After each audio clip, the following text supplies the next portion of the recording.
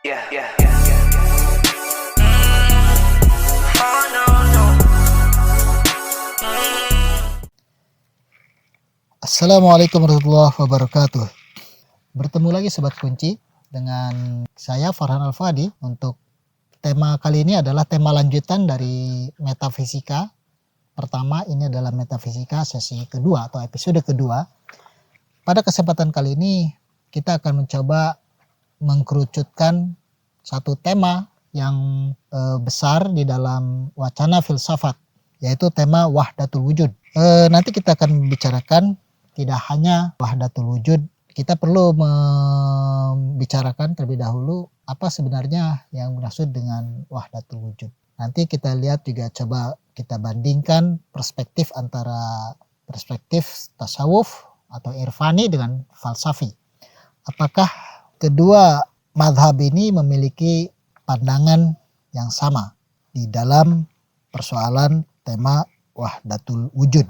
Hanya yang perlu kita garis bawahi bahwa sejak awal kemunculan tradisi filosofis di dalam sejarah pemikiran Islam, wahdatul wujud itu sudah menjadi tema yang menguras perhatian para filosof hingga pada akhirnya dikembangkan oleh kalangan para sufi atau madhab tasawuf atau irfani. Jangan lupa Anda untuk like, komen, dan subscribe channel YouTube ini supaya kita bisa mengembangkan kanal YouTube ini bersama-sama. Ya, tema wahdatul wujud itu menjadi tema yang sensitif di kalangan kita. Banyak perspektif atau persepsi yang keliru, tafsir yang keliru tentang wahdatul wujud. Kita memahami wahdatul wujud itu bersatunya manusia dengan Tuhan. Mungkin tidak, manusia dengan Tuhan itu menyatu. Sehingga banyaklah digugat oleh para teolog terutama. Persoalannya begini, mari kita sedikit berdiskusi dan kita coba memahami bersama. Kita akan menemukan misalkan gini, manusia itu banyak sekali. Ada si A, si B, si C, si D. Itu secara personal nama. Ada nama si A, nama si B, si C, dan si D. Banyak. Bisa jadi muncul si E, si F, terus sampai Z. Belum lagi ada manusia yang punya kebangsaan yang berbeda-beda.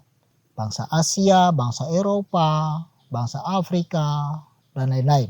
Ada juga bahasa. Ada yang berbahasa Indonesia, berbahasa ini, berbahasa itu. Berbeda-beda. Tapi pertanyaannya adalah, kalau saya tanya misalkan, yang mana manusia itu di antara sekian jumlah banyak ini? Pertanyaan kedua, jika pertanyaan itu dijawab misalkan, si A adalah manusia. Apakah si B itu bukan manusia? Si C, si D yang tadi jumlahnya sampai Z dan lain sebagainya. Ternyata dia juga manusia. Jumlahnya banyak. Personnya. Maka pertanyaannya, yang banyak itu manusia atau nama-nama yang dimiliki oleh seseorang yang disebut manusia. Nah, maka jumlah yang banyak itu hanyalah person dari manusia. Apakah manusia banyak? Manusia, kalau kita mengatakan manusia, maka manusia itu hanya satu. Saya manusia, Anda manusia. Tapi kalau ditanya berapa atau yang mana manusia, maka kita akan mengatakan manusia itu hanya satu. Karena semua yang jumlah banyak ini dia terikat oleh sifat-sifat kemanusiaan. Jadi manusia adalah wujud. Wujudnya manusia. Manusia itu wujud. Maka dia adalah satu. Tetapi personnya banyak. Nah, person ini adalah representasi daripada konsep manusia. Kita memahami mengenal manusia itu sebetulnya kan hanya dalam konsep-konsep pikiran saja. Nah, konsep-konsep pikiran yang kita kenal tentang manusia itu terrealisasi, terrepresentasikan dalam wujud banyak person. Nah, sehingga person yang banyak. Person ini menjadi partikular. Manusia adalah universal. Konsep manusia itu bersifat universal dan konsep person itu partikularnya. Yang universal itu hanya satu, yang partikular banyak. Nah, konsep universal ini adalah wujud dan person itu adalah representasi dari manusia. Nah, sebetulnya seperti itu konsep wahdatul wujud yang difahami di dalam filsafat. Karena semua ini adalah representasi dari satu wujud tertentu, maka itu berarti yang banyak ini diikat oleh satu konsep tentang wujud. Nah, itulah sebetulnya yang difahami oleh filsafat tentang wahdatul wujud. Seperti juga kita mengenal kata buah. Kalau kita menyebut kata buah, maka kita tidak akan bisa menunjuk buah tertentu sebagai buah dan menafikan buah-buah yang lain. Karena apa? Karena kata buah itu adalah konsep yang universal. Tetapi representasi dari buah itu sangat banyak. Ada buah apel, buah jeruk, buah nanas, buah rambutan, buah nangka, buah durian. Nah, ini adalah representasi daripada wujud buah. Nah, jadi buah itu dia satu, tetapi representasinya sangat banyak sekali. Representasi dari buah itu adalah aktualisasi daripada konsep buah. Dan terus seperti itu. Oleh sebab itu di dalam filsafat bahwa wujud itu bagaimanapun adalah satu. Yang menyebabkan wujud ini banyak adalah mahiyahnya. Nah, tokoh yang paling terkenal itu adalah Mula Sadra sebetulnya di dalam gagasan wahdatul wujud ini. Mula Sadra itu menjelaskan teori wahdatul wujudnya dengan teori cahaya misalkan.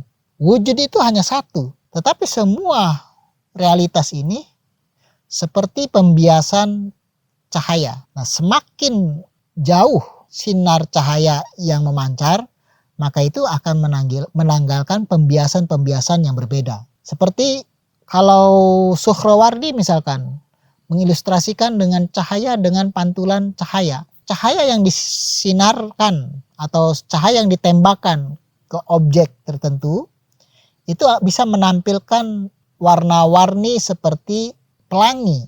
Nah, pelangi yang warna-warni itu adalah pantulan daripada cahaya karena pembiasan pada objek tertentu. Warna-warni itu banyak, tetapi cahaya itu tetap satu. Kenapa? Cahaya itu dia hanya bersumber pada satu sumber, pada sebab yang satu. Ketika cahaya ini memancar dari sumbernya, lalu terbiaskan di dalam objek tertentu, hasilnya adalah ragam warna-warni. Nah, di situ mengatakan bahwa wujud pada dasarnya hanya satu. Dan yang banyak ini sekali lagi representasi, pantulan daripada wujud itu. Kita bisa mengatakan bahwa konsep wahdatul wujud baik secara filosofis atau secara mistik itu sebetulnya tidak dalam pengertian manusia makhluk bersatu dengan Tuhan seperti bersatunya jiwa dengan tubuh. Nah, disitulah kekeliruan. Orang menganggap bahwa kita keliru bahwa orang yang meyakini adanya wahdatul wujud itu atau konsep wahdatul wujud dituduh dengan satu konsep kemusyrikan. Karena menganggap bahwa makhluk dengan Tuhan itu bersatu. Seperti bersatunya roh dengan tubuh. Nah, padahal bukan itu yang dimaksudkan oleh konsep wahdatul wujud baik di dalam tasawuf ataupun di dalam filsafat.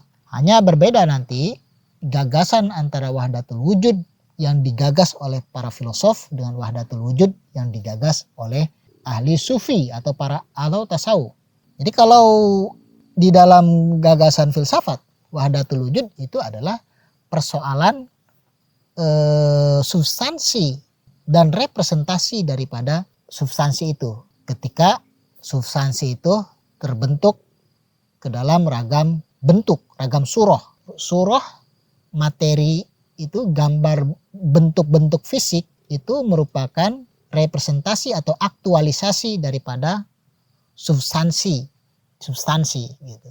Sehingga dasarnya bersumber dari yang satu tetapi menghasilkan representasi aktualisasi yang banyak. Sehingga di dalam diktum filsafat itu ada yang disebut yang satu hanya akan menurunkan yang satu. Nah, kalau kita gunakan bahasa teologi, Tuhan itu sebagai yang satu itu tidak mungkin menghasilkan makhluk yang beragam tanpa melalui sebuah proses menurunkan yang satu dulu. Nah, yang satu yang turun atau diturunkan oleh Tuhan itu menurut para filosof itu adalah akal. Akal pertama ini dia tidak lagi berpikir tentang Tuhan, tetapi berpikir pula tentang dirinya. Sehingga menurunkan akal kedua, menurunkan jiwa, menurunkan materi pertama. Nah, akal pertama inilah yang memunculkan keragaman. Nah, kalau kita ibaratkan dengan konsep Suhrawardi ataupun Mulasadra, akal pertama ini dialah yang membiaskan sinar yang memancar dari cahaya ilahi. Sinar cahaya ilahi atau cahaya ilahi ini yang ditembakkan kepada akal, dibiaskan oleh akal menjadi akal yang beragam, jiwa dan materi. Dari sanalah muncul pluralitas. Tetapi dari sisi asal usulnya semua itu adalah satu. Semua realitas yang banyak itu, entah itu akal yang 10, entah itu jiwa, entah itu materi, semua bersumber dari wujud yang satu. Nah, Tuhan adalah wujud. Wujud itu satu tetap. Nah, itu kata para filosof. Nah, bagaimana kata para sufi? Nah, para sufi memiliki paradigma yang seperti demikian pula. Mereka percaya bahwa wujud itu hanyalah satu. Hanya berbeda di dalam bagaimana mereka menjelaskan tentang konsep wahdatul wujud itu. Apa perbedaannya? Misalkan gini. Ada perumpamaan yang digunakan para sufi antara Tuhan dengan cermin. Semua makhluk itu ibaratnya adalah bayangan Tuhan pada cermin itu. Nah, bayangan ini bisa menghasilkan ragam bentuk karena ada akibat pembiasan. Pembiasan cahaya bisa menyebabkan bayangan itu berbeda dari wujud aslinya. Entah itu karena ketajaman cahayanya, entah itu kurang tajamnya dan lain sebagainya. Di dalam kategori-kategori itu, maka para sufi meyakini ibarat bayangan, maka manusia, makhluk segala-galanya itu benar-benar berada di dalam pengaruh atau di dalam kehendak kuasa Tuhan. Oleh sebab itu, ini semua adalah realitas. Realitas itu hanyalah satu pengejawantahan daripada sifat-sifat Tuhan. Sehingga menampilkan banyak ragam. Nah, keragaman itu bagi para sufi seperti bayangan dengan tubuhnya. Maka bayangan sekali lagi keberadaannya tidak seeksis tubuh di depan cermin. Nah, sehingga semua ini, makhluk yang banyak ini, semuanya menurut para sufi hadir di dalam intelek Tuhan, di dalam ilmu Tuhan, hadir di dalam asma Tuhan. Nah, oleh sebab itulah menurut para sufi disitulah kebersatuannya, wahdatnya di situ. Gitu. Sebagai bayangan tidak bisa dipisahkan dari tubuhnya. Nah, disitulah persoalan-persoalan yang kemudian banyak menimbulkan multi tafsir terhadap konsep wahdatul wujud. Nah, wahdatul wujud ini memang berkembang oleh Ibnu Arabi, tokoh yang paling penting memperkenalkan wahdatul wujud dari kalangan sufi. Penyebarannya itu sangat luas sekali. Di Indonesia masuknya konsep gagasan wahdatul wujud ini memang di era di mana wacana tentang wahdatul wujud ini menjadi perhatian banyak pemikir. Abad ke-17 Masehi itu abad masa-masa perhelatan atau perdebatan konsep wahdatul wujud. Mulasadra hadir di abad-abad itu, abad ke-17. Dan Islam itu masuk ke Indonesia pada abad-abad itu pula. 15, 16, 17, itu adalah masa-masa di mana tradisi intelektual Islam Sufi dan falsafah itu tengah menjalin perpaduan yang erat.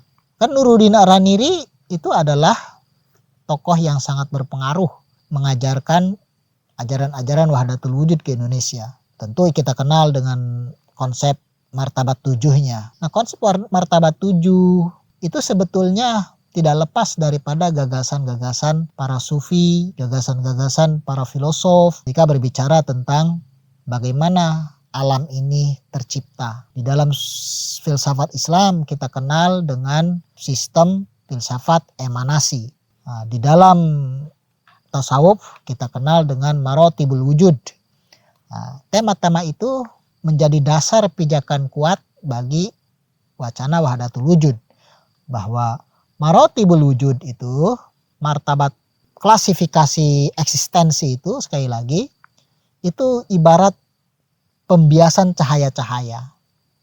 Nah, jadi kalau sederhananya gini, warna pelangi yang jumlahnya 7 itu, kalau kita tanya misalkan yang warna merah cahaya atau bukan? Cahaya. Cahaya yang berwarna merah. Yang warna hijau cahaya bukan? Yang warna hijaunya itu juga cahaya. Warna kuning, warna orange, warna ungu dan lain sebagainya pada pelangi itu semua adalah cahaya. Kalau begitu berarti dia adalah wujud yang satu, yaitu cahaya. Mengapa misalkan sekarang cahaya pada pelangi yang dipantulkan oleh pelangi dengan sumber cahayanya sudah tidak sama lagi? Karena ada pembiasan-pembiasan pada objek cahaya itu yang memantulkan cahaya-cahaya itu menjadi berbias. Nah, tetap bagaimanapun itu adalah cahaya. Nah, disitulah dikenal wahdatul wujud. Jadi biarpun itu banyak, tetap dia adalah cahaya. Lalu bagaimana kalau kita terjemahkan semua itu ke dalam bahasa sederhana, bahasa biasa? Kalau begitu makhluk yang banyak ini Tuhan. Ah, ini dia persoalannya. Disinilah persoalan yang kemudian muncul salah tafsir tentang wahdatul wujud. Marotibul martabat 7, ada martabat 9 dan lain sebagainya yang dikenalkan di Nusantara ini, baik itu oleh Nuruddin Araniri dan yang lainnya, termasuk di Jawa kita kenal dengan Syekh Siti Jenar. Nah, itu bukan berarti bahwa martabat wujud itu semuanya adalah Tuhan. Makhluk-makhluk ini kalau begitu Tuhan, tidak. Nah, semua itu hadir di dalam esensi Tuhan. Seperti bayangan di dalam cermin. Cermin dengan bayangan tidak bisa dipisahkan. Cermin dan bayangannya ini tidak bisa dipisahkan. Nah, ibaratnya kalau kita ilustrasikan sekarang, kalau Tuhan itu kita ibaratkan dengan cermin, makhluk kita ibaratkan dengan bayangan, maka tidak ada perpisahan antara bayangannya dengan cerminnya. Sehingga di situ konsep wahdatul wujud. Dan inilah sebetulnya yang dikenalkan oleh Nuruddin Araniri. Kemudian kita kenal juga dengan Syekh Siti Jenar, para penggagas wahdatul wujud. Tetapi persoalan kemudian ada di dalam tradisi sufi itu ada persoalan pada pengalaman-pengalaman ruhani. Mengapa misalkan kisah-kisah para sufi penganut wahdatul wujud itu berakhir tragis? Al-Hallaj mati, dihukum mati, dibunuh. Suhrawardi dibunuh juga. Di Indonesia ada Syekh Siti Jenar dihukum mati juga. Di dalam tradisi sufi ada situasi di mana seorang sufi larut di dalam spiritualitasnya. Fisiknya dikuasai oleh alam rohaninya. Jika fisik itu adalah kendaraan, alat, media bagi para sufi untuk melatih rohaninya. Nah, ketika roh ini menguasai fisiknya, maka semuanya yang ada adalah ruh. Nah, di dalam tasawuf itu ada suasana di mana seorang sufi mengalami kenikmatan, ekstasi di dalam zikir, ekstasi di dalam kepersaksiannya. Dia menyaksikan Tuhan di dalam keunikan alam semesta. Dia merasakan kehadiran Tuhan di dalam hatinya. Dia merasakan kehadiran Tuhan di dalam cintanya. Nah, ekstasi-ekstasi itulah yang menyebabkan munculnya ungkapan-ungkapan yang problematis. Misalkan Al-Hallaj, dia mengatakan anal haq, akulah kebenaran itu. Itu sebetulnya suasana di mana dia tengah ada ekstasi di dalam kepersaksiannya. Dia menyaksikan keagungan Tuhan, dia larut di dalam keagungan Tuhan itu. Sehingga dia melihat bahwa dirinya adalah al-haq. Bukan berarti dia adalah Tuhan, tetapi dia menemukan bahwa dirinya berada di dalam esensi Tuhan, seperti bayangan berada di dalam cermin. Begitu juga dengan Syekh Siti Jenar. Di dalam video-video film-film tentang Syekh Siti Jenar ada ungkapan tidak ada Syekh Siti Jenar di sini, yang ada adalah Allah. Bukan berarti Syekh Siti Jenar mengakui dirinya adalah Tuhan, tetapi di dalam suasana dia ekstasi dalam pengetahuannya, ekstasi dalam mukasyafah atau syuhudnya, sehingga dia melihat bahwa dirinya berada di dalam keagungan Tuhan. Seakan-akan dia tengah ada di dalam esensi Tuhan. Dan dia melihat semua ini adalah bayangan-bayangan Tuhan. Hanya mewakili, hanya merupakan representasi daripada Tuhan. Sehingga muncullah kalimat-kalimat yang unik di kalangan para filosof. Tentu saja bagaimana misalkan problem tasawuf pada saat itu. Baik tasawuf ataupun filsafat memiliki problematika bahasa. Karena bahasa itu adalah alat untuk mengkomunikasikan pengalaman-pengalaman indrawi mereka, pengalaman rasionalitasnya. Nah, bahasa yang kemudian muncul itulah yang menyebabkan multitafsir, dan penafsiran atas bahasa-bahasa yang muncul itu menyebabkan seseorang dikategorikan atau dinilai tidak sejalan dengan teologi Islam. Nah, oleh sebab itulah sebetulnya sekali lagi wahdatul wujud itu mengajarkan kepada kita memahami mana hakikat dan mana yang bukan hakikat. Tidak hanya memahami mana Tuhan dan yang mana bukan Tuhan. Tetapi disitulah kita akan menemukan bahwa ketika semua ini kita fahami sebagai aktualisasi daripada satu wujud, maka itu berarti semua yang ada merupakan wujud karena dia merupakan representasi daripada wujud itu sendiri. Oleh sebab itu, wahdatul wujud menjadi sangat bagian daripada persoalan filsafat dan juga tasawuf yang paling rumit sejauh perkembangan pemikiran Islam. Nah, itu saja pembicaraan kita kali ini. Saya akhiri. Assalamualaikum warahmatullahi wabarakatuh.